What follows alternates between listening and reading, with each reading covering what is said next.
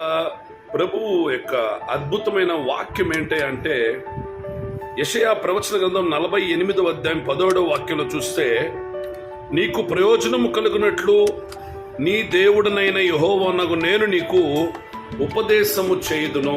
దేవునికి స్తోత్రం. ప్రభు మనకు ఉపదేశం చేస్తారు. ఆయన వాక్యం ద్వారా దేవుడు మనతో మాట్లాడతాడు. ఆయన వాక్యం మన పాదములకు దీపము, త్రోవకు వెలుగై ఉన్నది కదా.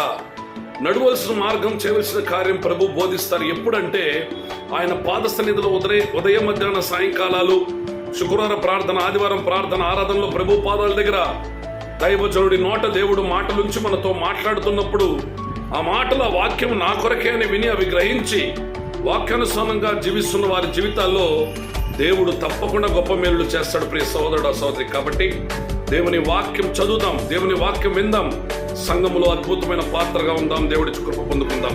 దేవుడు దీవించునుగాక. ఆమేన్. ప్రార్థన. పరిశుద్ధుడా, ప్రేమగల తండ్రి, ఉదయ కాలమున నీ ఉపదేశం విన్నట్లుగా మా హృదయ అంతరంగాల్లో కార్యం జరిగించండి. శత్రుకి లయపరచండి.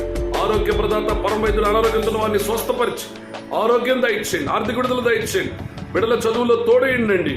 చేతి పని, ఉద్యోగం, వ్యాపారం, సేవ, పరిచర్య అన్ని విషయాల్లో గొప్ప జయం అనుగ్రహించమని యేసు నామములో ప్రార్థిస్తున్నాము తండ్రి. ఆమేన్. Praise lord. దేవుడు దీవించునుగాక. హల్లెలూయా.